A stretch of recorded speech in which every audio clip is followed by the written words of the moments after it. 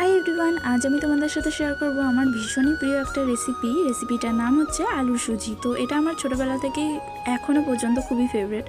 তো মিষ্টি সুজির থেকে আমার এই সুজিটাই ভালো লাগে। তো প্রথমেই আলুগুলোকে এরকম কুচি কুচি করে কেটে নিতে হবে, তো ছোট ছোট করে। তারপরে কড়াই সাদা তেল গরম করে বাদামগুলো ভেজে নিতে হবে। বাদামগুলো ভাজা হয়ে গেলে তুলে নিতে হবে। এরপর সেই তেলেই আলুগুলো ছেড়ে দিতে হবে। তারপর কিছুটা কাঁচা লঙ্কা চিড়ে দিতে হবে স্বাদ মতন, আর স্বাদ মতন লবণ আর হলুদ দিয়ে আলুটাকে ভাজা ভাজা করতে হবে। তারপর আলুটা যখন ভাজা ভাজা হয়ে যাবে আলু ভাজার মতন, তারপর তুলে নিতে হবে। তারপর সেই তেলেই সুজিটাকে ভালো করে লাল লাল করে ভাজতে হবে, মানে হালকা হালকা।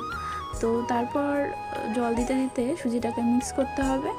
আর সুজিটা যখন একদম মানে মিক্স করতে করতে যখন রেডি হয়ে যাবে, তারপর সেই ভাজা আলুটা আর ভাজা বাদামটা দিয়ে দিলেই রেডি হয়ে যাবে দুর্দান্ত স্বাদের আলু সুজির রেসিপিটা আমার খুবই ভালো লাগে। তোমরাও একবার বাড়িতে ট্রাই করে দেখতে পারো।